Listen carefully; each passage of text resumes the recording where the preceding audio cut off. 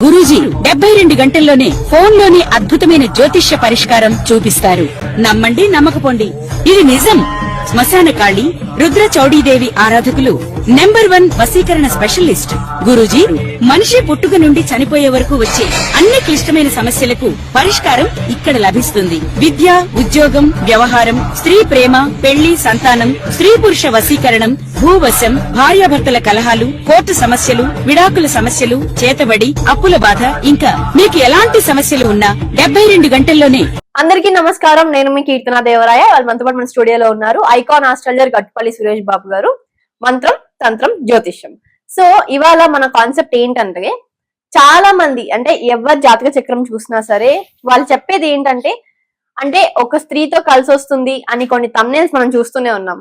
కానీ ఇవాళ నిజ జీవితంలో మన జాతక చక్రంలో ఎలాంటి స్త్రీ వల్ల, అంటే ఎలాంటి స్త్రీ అంటే తప్పుగా అనుకోకండి, అమ్మ రూపంలో ఉన్న వాళ్ళు కానీ, లేదా అక్క, చెల్లి, రిలేటివ్స్, కజిన్స్, వైఫ్, లేదా వైఫ్ తరపున చుట్టాల వల్ల గానీ, అత్తింటి వాళ్ళ వల్ల గానీ, పుట్టింటి వాళ్ళ వల్ల గానీ, లేదా తెలిసిన సర్కిల్లో అయినా సరే ఎలాంటి స్త్రీ వల్ల మనకి కలిసి వస్తుంది, ఎలాంటి స్త్రీ వల్ల కలిసి వస్తుంది అనుకునే ముందు మన జాతక చక్రంలో ఎలాంటి కాంబినేషన్స్ ఉండడం వల్ల స్త్రీలతో మంచి, అంటే వాళ్ళ వల్ల మనకి ఎక్కువ ప్లస్ అవుతుంది, అంటే మనకి వాళ్ళ వల్ల ఎక్కువ డబ్బు రావడం కానీ, వాళ్ళ దగ్గర నుంచి ఎక్కువ ఆపర్చునిటీస్ రావడం కానీ, లేదా ఎలాంటి కాంబినేషన్స్ ఉండడం వల్ల వాళ్ళ దగ్గర నుంచి మన ప్రాబ్లమ్స్, అంటే వ్యాపారంలో గాని, ఆరోగ్యంలో గాని, లేదా బిజినెసెస్ లో గాని, లేదా ఫ్యామిలీ పరంగా గాని ఉంటాయో గురుగారిని అడిగి తెలుసుకుందాం. సార్, ఇప్పుడు మనకి ఎలాంటి కాంబినేషన్స్ ఉండడం వల్ల ఈ లేడీస్ నుంచి కలిసి వచ్చే అవకాశం గానీ, లేదా వీళ్ళ దగ్గర నుంచి లాసెస్ ఫేస్ చేసే అవకాశం గానీ ఉంటుందో ఒకసారి వివరించండి.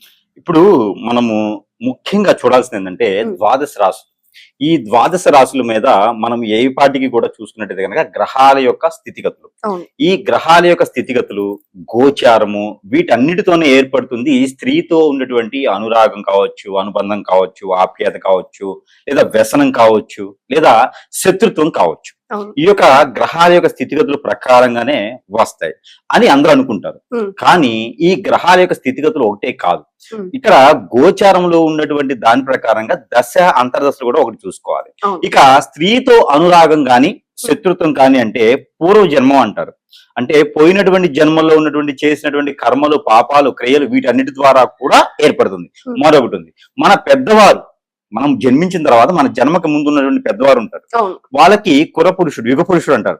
వారు చేసినటువంటి క్రియలు కావచ్చు, పనులు కావచ్చు, వీటి వలన కూడా ఒక పురుషునికి స్త్రీతో ఏర్పడేటువంటి సత్సంబంధాలు ఎలా అయితే ఉంటాయో వాటి వలన కలిసి వస్తుంది అని చెప్పాలి. అంతేగాని తన జాతకంలో కుజుబలం లేదు, కుజుదోషం ఉంది, కలత దోషం ఉంది, వీటి ద్వారానే స్త్రీ వలన నష్టపోతారు, లేకపోతే స్త్రీ వల్ల లాభం పొందుతారని కాదు. ఇవన్నీ కూడా మనము పరిగణలో తీసుకోవాల్సినటువంటి సందర్భం అయితే ఖచ్చితంగా ఉంటుంది. అంటే ఇప్పుడు గత జన్మ కనెక్షన్ బేస్ మీదే మనకి ఈ స్త్రీలతో ప్రాబ్లమ్స్ కానీ ప్రాఫిట్స్ కానీ రావచ్చు అంటారు. ఖచ్చితంగా గత జన్మ గురించి అంటే ఈ గత జన్మలో మనం చేసేటువంటి పాపకర్మాలు అన్నిటికి పొలగొట్టుకొని, అలానే ఈ జన్మలో కూడా మన తాతలు, మన ముత్తాతలు చేసేటువంటి కర్మలు, క్రియలు, దాన ధర్మాలు ఇవన్నీ కూడా మనం తీసుకోవాలి. ఇప్పుడు సపోజ్ ముత్తాతకో తాతకో ఏదైనా అమ్మవారికి గాని, స్వామివారికి గాని ఆలయం నిర్మాణం చేసి దాని ధర్మకర్తలుగా ఉంటూ దానికి సేవలు చేసుకుంటూ ఉండి మన తరంకి వచ్చేటప్పటికి వెళ్ళిపోతుంది. అప్పుడు ఆ పాపం మన మీద ఉండడం ద్వారా స్త్రీకి పెళ్లి చేసుకున్నప్పుడు పిల్లలు పుట్టరు. ఇలాగా దోషాలు అనేది మనకి పరిగణనలో తీసుకోవాల్సి వస్తుంది. ఇప్పుడు మనం పుట్టిగానే మన పిల్లలకో మనకో కాలసర్ప దోషం వస్తుంది. ఈ కాలసర్ప దోషం దేనికి వచ్చింది, మన పెద్దవారు ఎవరైనా ప్రెగ్నెన్సీ స్థితితో ఉన్నప్పుడు, తన్నినప్పుడు, ఇలాంటి మనము ఒక్కొక్క జాతకం ప్రకారంగా అవి మనకి తెలిసి వస్తాయి. జాతకంలో మనకి ఏంటంటే స్త్రీ దోషము అంటే జాతక ప్రకారంగా తెలిసి వస్తుంది. ఆ తెలిసి వచ్చినప్పుడు మనం ఏం చేయాలి, దాని పరిహారం ఏంటని చూసుకున్నప్పుడు ఒక్కొక్క రాశిలో ఒక్కొక్క రకంగా ఉంటుంది. దాని ప్రకారంగా మనం వివరణ అయితే తీసుకోవచ్చు. సార్, ముందుగా మనం చూసినట్లయితే ఈ మేష రాశి వారికి ఏ స్త్రీ వల్ల కలిసి వస్తుంది, అంటే అది వ్యాపారం, ఆరోగ్యం, ఐశ్వర్యంతో పాటు ఒకవేళ అది అనుకుంటే ఏ ప్లస్ కి ఆ మైనస్ ఉంటుంది కాబట్టి, అలానే ఒక స్త్రీ వల్ల ఏదన్నా మనకి సడన్ లాసెస్ రావడం, బిజినెస్ సడన్ గా కుప్పకూలిపోవడం, లేదా ఫ్యామిలీలో కూడా డిస్టర్బెన్సెస్ రావడం, థర్డ్ పర్సన్స్ రావడం, లేదా భార్య వెళ్ళిపోవడం, లేదా భర్త వెళ్ళిపోవడం. అంటే ఇప్పుడు మేషరాశి ఖచ్చితంగా ఇది అబ్బాయిలకే వర్తిస్తుంది అని కాదు, లేడీస్ కి కూడా శత్రువులు ఉంటారు ఈ రోజుల్లో. సో దాన్ని బట్టి మేషరాశి వారికి ఎలాంటి స్త్రీ వల్ల కలిసి వస్తుంది, ఎలాంటి స్త్రీ వల్ల కలిసి రాదో ఒకసారి వివరించండి. ఇక్కడ మనము గమనించుకున్నట్టయితే కనుక మేషరాశి, ఈ మేషరాశి వారికి స్త్రీ నుంచి కలిసి రావడమా, స్త్రీ నుంచి స్త్రీకి కూడా కలిసి రావడమా, ఇక్కడ పురుషులను ఒక్కరిని తీసుకోవడానికి లేదు, అవును స్త్రీలను కూడా పరిగణలో తీసుకోవాలి మనం. ఈ స్త్రీల నుంచి స్త్రీలకు కలిసి రావడము, పురుషునికి కలిసి రావడము ఎలా చూడాలంటే దీని మటుకి ఇక మేషరాశి వారికి అయితే కనుక ముఖ్యంగా పెళ్లి యోగ్యత. ఓకే ఇప్పుడు జాతకము సగం మేర వీళ్ళకి ఏంటంటే పెళ్లికి ముందు ఏదో కొట్టుకునెట్టుకుపోయేటువంటి జీవితాలు, కొట్టుకునెట్టుకుపోయేటువంటి ఏదో కర్మలు పోతా ఉంటాయి అన్నట్టు. పుట్టగానే వీళ్ళు కోటీశ్వరులుగా అయితే ఎక్కువ ఉండరు వీళ్ళు. అవును వీళ్ళు ఏంటంటే సాదా సీదైనటువంటి మనుషులు, మధ్యతరాగా ఉండేటువంటి వ్యక్తిత్వంతో వెళ్ళిపోతూ ఉంటారు. అందులోనూ కొంచెం మూర్ఖత్వంగా నేను అనుకున్నది నేనే చేస్తాననే ఒక అమాయకత్వంతో, మూర్ఖత్వంతో, మొండితత్వంతో ఉండేటువంటి వ్యక్తులతో ఉండేటువంటి వారు ఈ యొక్క మేషరాశి వారు. మేషరాశి వారు. ఇలాంటి వారికి అక్కతో గాని చెల్లితో గాని విరోధం ఉండదు, ఉమ్, పెంచి పోషిస్తూ ఉంటారు, మంచి తరుణంతో ఉంటుంటారు, కానీ విరోధం అయితే వీరికి కనపడదు. ఓకే కానీ ఇక్కడ ముఖ్యంగా వీరితో పాటు ఎవరైతే భార్య, వీరికి లవ్ ఉన్నా లవ్ వల్ల వీళ్ళకి నష్టపోతారు. లవ్ చేసేటువంటి స్త్రీతో ఖచ్చితంగా నష్టపోతా ఉంటారు. ఓకే అలానే ఎవరైనా స్త్రీలు ఎవరికైనా స్త్రీకి డబ్బులు ఇచ్చినా కూడా వీరికి డబ్బులు రావు. ఓకే ఇలాంటి అయితే ఖచ్చితంగా స్త్రీ కూడా నష్టపోతుండిద్ది. వేరే స్త్రీకి డబ్బులు అప్పుగా ఇచ్చేదారు అనుకోండి, ఆ అప్పు తిరిగి రాదు మళ్ళీ. ఓకే. అప్పుడు స్త్రీతో స్త్రీకే ఇబ్బంది. ఉమ్, కానీ వదినకి గాని, మరదలకు గాని, అమ్మకి గాని, లేదా అత్తయ్యకి గాని ఇచ్చినా కూడా, ఏదైనా పెట్టినా కూడా వాడితో ప్రేమానురాగాలు ఎక్కువ ఉంటాయి స్త్రీకి, మేషరాశిలో స్త్రీకి అయితే. ఓకే అదే పురుషునికి అయితే అనుకోండి, పెళ్లి అయిన తర్వాత యోగ్యత ఉంటుంది. కానీ వీరికి ఉండే మొండితత్వం, మూర్ఖత్వంతో పాటు పెళ్లి అయిన తర్వాత వాళ్ళ భార్య ఉంటుంది కదండి, ఉమ్, వాళ్ళ భార్య తరపున ఉండేటువంటి భక్తులు భార్య తరపున ఉండేటువంటి బంధువులు ఉంటారు. ఉమ్. ఈ బంధువులతో మాత్రం వీరికి కొంచెం ఇబ్బందికరంగానే ఉంటుంది. ఎందుకంటే ఏంటమ్మా మీ ఆయన ఉమ్, అంత మూర్ఖుడుగా ఉన్నాడు, ఏమి సంపాదిస్తాడమ్మా, ఉమ్, మరి మీ ఆయన అంత కోపదారితనంగా ఉంటే నిన్నేం సుఖపెడతాడు, రామ్మా కట్టుబడులతో వచ్చేసాయి, ఉమ్, ఉమ్, ఈ రకంగా చెప్పుకునేటువంటి స్థితి ఉంటుంది. ఉమ్. ఆ స్థితి వలన భార్య భర్తల మధ్యన గొడవలు, ఉమ్. కొట్లాట్లు, ఉమ్. ఎక్కడ దాకా వెళ్ళిపోయేటువంటి స్థితిగతులు ఇవన్నీ కూడా మనకు కనిపిస్తా ఉంటాయి. ఉమ్. కాబట్టి మేషరాశి వరకు అయితే స్త్రీకి కూడా, స్త్రీ పరస్త్రీకి ఎవరికైనా డబ్బులు ఇచ్చి ఉండి గాని, మాట ఇచ్చి ఉండడం గాని, వారి తరపున షూరిటీ పెట్టడం చేస్తే మాత్రము ఖచ్చితంగా నష్టపోయేటువంటి స్థితిగతులు కనిపిస్తున్నాయి. మరొకటి ఉంది, అతి ముఖ్యమైనటువంటి మేషరాశి వారికి ఎదుటి స్త్రీ నుంచి పార్ట్నర్షిప్ వ్యాపారాలు, ఉమ్, అవును పార్ట్నర్షిప్ వ్యాపారాలు పెట్టా కూడా ఖచ్చితంగా వాళ్ళు నష్టపోతారు. ఓకే ఉమ్, అయితే ఇది ఏ దశలో జరుగుతుంది? ఉమ్, అవును మేషరాశి వారికి అయితే కేతు మహర్దశలో గాని, కేతు అంతర్దశలో గాని స్త్రీ నుంచి నష్టపోయేది జరుగుతుంది. స్త్రీలకైతే, స్త్రీలకైనా పురుషులకైనా. పురుషులకైనా. ఓకే ఎదుటి స్త్రీలతో నష్టపోయేది మాత్రం కేతు దశ, కేతు అంతర్దశ, కేతు మహర్దశ, మహర్దశ. ఇక్కడ నష్టపోయేది జరుగుతుంది. అలానే బుధ మహర్దశ గాని, బుధ అంతర్దశలో గాని ఉమ్. ఈ యొక్క మేషరాశి స్త్రీ పురుషులు ఇరువురికి కూడా పరస్త్రీతో ఎక్కువగా నష్టపోయేది జరుగుతుంది. ఓకే. ఇది మేషరాశిలో పుట్టినటువంటి అశ్విని నక్షత్రం వారికి గాని, భరణి కృతిక నక్షత్రం వాళ్ళకి గాని, వీరందరికీ కూడా 32 సంవత్సరాల నుంచి 37 సంవత్సరాల లోపు ఈ దశలో వస్తాయి. ఓకే ఉమ్, ఈ దశలో వచ్చినప్పుడు ఖచ్చితంగా నడి వయసు, ఉమ్. అంటే బాగా పేరు ప్రఖ్యాత పొంచి ఉమ్. సంపాదించుకునేటువంటి వయసులో ఖచ్చితంగా అంటే ప్రాబ్లం వస్తుంది. 30 సంవత్సరాల పాటు కష్టపడి సంపాదించుకొని ఆ సమయంలో కోల్పడిపోతారు. అవును ఉమ్, కాబట్టి ఎఫ్ఐఆర్స్ పెట్టుకోవడం గాని, వారి కోసం హత్యలు చేయడం గాని, ఉమ్. వారి కోసం వీరు కోపదారితనంతో వాళ్ళనేదో బయట వేయాలని కానీ, ఉమ్. వారేదో తప్పు చేస్తున్నారని చెప్పేసి అని వీరు ఇంకొక తప్పు చేయడం కానీ ఉమ్, ఉమ్. చేస్తే ఖచ్చితంగా ఇబ్బంది ఉంటుంది. మరొకటి, ఉమ్. మేషరాశిలో ఉన్నటువంటి వారికి గురుబలం, రవి బలం చాలా ఉచ్చంలో ఉంటాయి.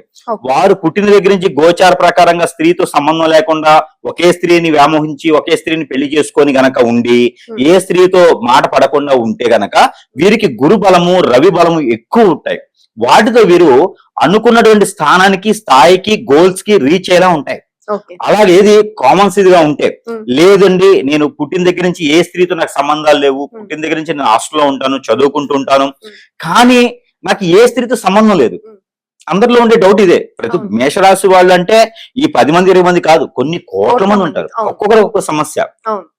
నేను ఏ స్త్రీని కదిలించలేదండి, మీరు చెప్పే విధంగా నేను అసలు దాంట్లో రాను, కానీ అది మేషరాశి ఉంది, మరి నాకేంటి పరిష్కారం అంటే, వీరికి మనం మొదట్లో ఇంట్రోలో అనుకున్నాం చూసారా, మనకి మొదట్లో ఏమనుకున్నాము, ఇది గోచార ప్రకారం మాత్రమే, దశాంతర ప్రకారం మాత్రమే. కానీ ఇక్కడ ఇంకొకటి విషయం ఉంది. అది ఏమిటంటే, వీరి తాతయ్యలో, తండ్రుల్లో, ముత్తాతలో లేదా ప్రారంధ కర్మ లేదా పాస్ట్ కర్మిక్ కనెక్షన్స్ అయినా సరే, లేదా వీరికి పునర్జన్మ లేకుండా ఫాస్ట్ జన్మలో పాస్ట్ కర్మిక్ కనెక్షన్స్ ఏమైనా ఉన్నట్టయితే గనక వీరికి ఆ దోషాలకి ఇది ఉంటుంది. ఇది మనకి ఎక్కడ తెలుస్తుంది అంటే, 4వ స్థానంలో కేతు ఉండడం, 6వ స్థానంలో కేతు ఉండడం, 8, 10వ స్థానంలో కనుక కుజుడు ఉండడం, వీటికి గురువు ఆజ్ఞ పోయటం, దీని ద్వారా పునర్జన్మదా, పాత జన్మదా, లేకపోతే మీ తాత వాళ్ళదా, లేకపోతే మీ ఇంట్లో ఏదైనా అమ్మవార్లు ఉన్నదా, ఈ కర్మ ఎక్కడి నుంచి వచ్చిందో తెలుస్తుంది. దానికి తగ్గట్టుగా పరిహారం ఏంటంటే మనకి నిజంగా గోచార ప్రకారంగా 4, 6 స్థానాల్లో కానీ 8, 10 స్థానాల్లో కానీ గురువు గాని కుజుడు గాని ఉన్నారా లేదా కేతు ఉన్నారా చూసుకోవాలి మేషరాశి వారు. ఇలా చూసుకున్నట్టయితే అప్పుడు స్త్రీ దోషం ఎక్కడి నుంచి వచ్చింది. 4వ స్థానంలో గురువు ఉన్నాడు అనుకోండి, గర్భిణీ స్త్రీని ఇబ్బంది పెట్టడం, పరస్త్రీని ఇబ్బంది పెట్టడం మేషరాశి వారికి. వారు కాదు, వారు పెద్దవారు. ఆ పాప కర్మలన్నీ వీరికి వస్తాయి. దాని ద్వారా వీరు ఎలాంటి అనుభవిస్తారంటే పెళ్లి లేటుగా అవుతుంది, పెళ్లి తర్వాత వీరిద్దరి మధ్య గొడవలు వస్తూ ఉంటాయి. గొడవలు రావడమే కాకుండా పిల్లలు పుట్టడం లేట్ అవుతూ ఉంటుంది. ఈ భార్య మీద వేరే కన్ను వేయడం, భర్త మీద వేరే కన్ను వేయడం, సుఖ సంసారం అనేది ఉండదు వీరికి. కాబట్టి అప్పుడు స్త్రీతో ప్రాబ్లం అంటారు, స్త్రీతో ఇబ్బందికరమైనటువంటి విషయాలు అంటారు. కాబట్టి ఈ పునర్జన్మదా, పాత జన్మదా, లేకపోతే పూర్వీకులు చేసిందా, గ్రహరీత్యా ఉందనేది తెలుసుకోవాలి అంటే ఖచ్చితంగా గురువు గారిని సంప్రదిస్తే అది ఏమిటి అనేది తెలుస్తుంది. దానికి పరిహార నిమిత్తం ఏంటి, ఇక్కడ ముఖ్యంగా పరిహారం మీరేది బెస్ట్. మరి దీనికి పరిహారాలు ఏమైనా ఉంటాయా అంటే బెస్ట్. సో ఇప్పుడు సార్, ఇప్పుడు మీరు మేషరాశి గురించి చెప్పారు. ఇప్పుడు ఈ మేషరాశి వారు అంటే ప్రతి ఒక్కళ్ళు జాతకం చూపించుకోవాలని లేదు. ప్రతి ఒక్కరి దగ్గర ప్రస్తుత కాలంలో మనం చూసినట్టయితే ఆర్థిక సమస్యలు వస్తూనే ఉన్నాయి.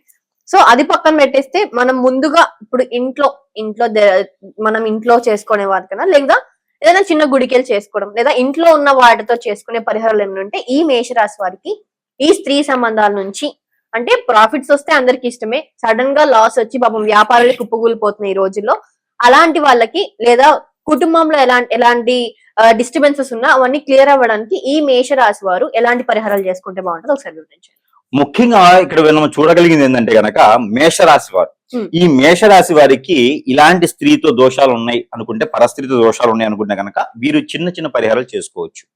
ఆ పరిహారాలకి ఉపశమనం మాత్రమే ఉంటుంది. అంటే గుడ్డి కన్నా మెల్లమేలు, స్పెట్స్ పెట్టుకుంటే కొంచెం దూరం వెళ్ళొచ్చు, కొంచెం కనిపిస్తుంది అనే విధంగా మనకి చిన్న చిన్న పరిహారాల ద్వారా ఉపశమనం అయితే ఖచ్చితంగా లభ్యపడుతుంది. వీరు ఏంటంటే ఆర్థిక పరంగా ఇబ్బంది పడుతుంటారు, అందరికన్నా దూరంగా వెళ్ళి నష్టపోతూ ఉంటారు, ఎందులో వ్యాపారం చేద్దామన్నా నష్టపోతుంటారు, జాబ్ సరిగా ఉండవు. వీరితో పాటు చదువుకున్న హైక్ స్థాయికి వెళ్తారు, వీరు మాత్రం అలా ఉండిపోతారు, గుర్తింపు లేకుండా ఉండిపోతారు అన్నమాట. ఎంత చేసినా ముందుకు వెళ్ళలేరు, ఇలాంటి పరిస్థితుల్లో ఉండిపోతారు ఇలాంటి స్త్రీ దోషం ఉండడం ద్వారా. అలాగే వచ్చినాయి అప్పుడంటే వీరు చిన్నపాటి పరిహారాలు చేసుకోవచ్చు. దాంట్లో ముఖ్యంగా అమ్మవారికి మనము సారి పెట్టుకోవాలి, అంటే పొట్టు వస్త్రాలు సమర్పించుకోవాలి. ఎవరికంటే గ్రామ దేవతలకైనా సమర్పించుకోవచ్చు, లేదా ప్రాసి చెందినటువంటి ఆలయాలు, దుర్గమ్మ కావచ్చు, లలితమ్మవారు, పార్వతి అమ్మవారు, ఇలా అమ్మవార్లకి ఎర్ర కలర్ ఉండేటువంటి శారీ, బ్లౌజు, 2 రకాల ఫ్రూట్స్ తీసుకెళ్లి సమర్పించుకోవాలి. ఏదైనా ఆదివారం, మంగళవారం, శుక్రవారం అయినా సమర్పించుకోవచ్చు. అలానే ఒక 6గురికి భోజనం పెట్టాలి. ప్రతి మాసానికి ఒక 6గురికి భోజనం పెట్టుకోవాలి. అది చతుర్దశి రోజైనా, ఏకాదశి రోజైనా, లేదంటే గనక ఆ పౌర్ణమి అమావాస్య రోజైనా సరే వీరు ఒక 6గురికి భోజనం పెట్టినట్టయితే వారిలో పూర్వీకులు ఏదైతే చెప్పున్నామో వాళ్ళ తాతగారు, వాళ్ళ నాన్నగారు చేసినటువంటివో లేదా పూర్వీకులు చేసినటువంటి ఉంటే గనక భోజనం పెట్టడం ద్వారా ఆ స్త్రీ దోషం వెళ్ళిపోతుంది. ముఖ్యంగా స్త్రీ దోషం వెళ్ళాలంటే ఒకటి ఏంది, వీరి చేసి కావచ్చు, వీరి జాతకలో 4, 6 స్థానాలు ఉండడం కావచ్చు, ఇలా ఉన్నది అనుకుంటే గనక వీరు ఎక్కడైనా నది, వాగు, ఏరు, సెలయేరు, సముద్రం దగ్గర స్నానం ఆచరించాలి. ఈ స్నానం ఆచరించిన మిమ్మట అరటి చెట్టుకి గాని, రావి చెట్టు, వేప చెట్టుకి గాని కళ్యాణం చేయాలి, లేదా వీరు చేసుకోవాలి. వాటికి స్త్రీలైనా పురుషులైనా సరే కళ్యాణం చేస్తే గనక 3,600 7,000 తీసుకుంటారు. కళ్యాణం చేసే ఆలయాలు చాలా ఉంటాయి. అలా అని చెప్పేసి అని విగ్రహ ప్రతిష్ఠ చేయకూడదు. విగ్రహ ప్రతిష్ఠ చేయకూడదు. నాగదోషానికి నాగపడగలు ఉన్నటువంటి విగ్రహాలు నేను గుడులు కట్టిస్తా అని చెప్పారు, అలాంటివి చేయకూడదు. కేవలం కట్టించినటువంటి ఆలయాలు ఉన్నాయి, మొలిచినటువంటి చెట్లు ఉన్నాయి. ఏదైతే వేప చెట్టు, రావి చెట్టు ఉన్న దగ్గర కళ్యాణం చేసుకుంటే, అలానే అరటి చెట్టు గాని, కొబ్బరి చెట్టు గాని ఉంటే కూడా ఈ కళ్యాణం అనేది చేసుకోవచ్చు. బ్రాహ్మణోత్తముని సలహాతో, అక్కడ బ్రాహ్మణోత్తములు చేసేటువంటి విధానంతో చేసుకుంటే సరిపోతుంది. ఆ రోజున నవధాన్యాలు, నవగ్రహాలకి దానం చేసుకుంటూ మీ పూర్వీకులకి తర్పణం వదులుకుంటూ చేస్తే ఆ రోజుతో మీకు స్త్రీ దోషాలు అనేది కొంతమేర ఉపశమనం దొరికేదానికి అయితే అవకాశం మెండుగా ఉంటుంది. ఇది ప్రయత్నపూర్వకంగా చేయాలి. ఇక్కడ మరొకటి ఉంది, ఇది సంఘటన ఎట్లా ఉంటుందంటే ఇప్పుడు గోచార ప్రకారంగా, రెండోది దశాంతరదశ ప్రకారంగా, మూడోది వారి పాస్ట్ లైఫ్ కార్మిక్ కనెక్షన్స్ వలన, నాలుగోది వారి పూర్వీకులు చేసే విధానం, ఐదోది వచ్చేసి ఇక్కడ నక్షత్రాలు, వారి యొక్క దశలు.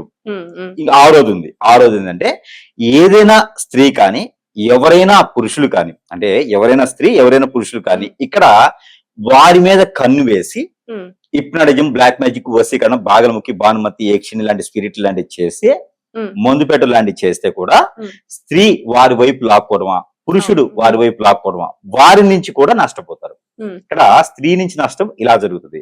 ఇందులో స్త్రీ వల్ల నష్టం ఎక్కడ ఉంది? ఉమ్, వీరు చేసుకున్న కర్మలే కదా అన్ని. అవును. కాబట్టి మనం మాట వరుసకి ఏంటంటే భూదేవి లాంటి స్త్రీని అంటూ ఉంటాం, ఉమ్, కానీ ఇక్కడ మనం చేసుకునే కర్మలే ఇవన్నీ. ఓకే. ఇప్పుడు వాళ్ళ పెద్దవారు ఆడవాళ్ళని కదిలేకపోతే ఉమ్, వారికి ఆ కర్మ వచ్చేది కాదు. కాదు. అవును. గోచార ప్రకంగా దోషాలు ఉన్నాయి చేయించుకుంటే అలాంటి కర్మ వచ్చేది కాదు. ఫాస్ట్ లైఫ్ లో ఆడపిల్లని ఏడిపించకపోతే అలా వచ్చేది కాదు. అవును.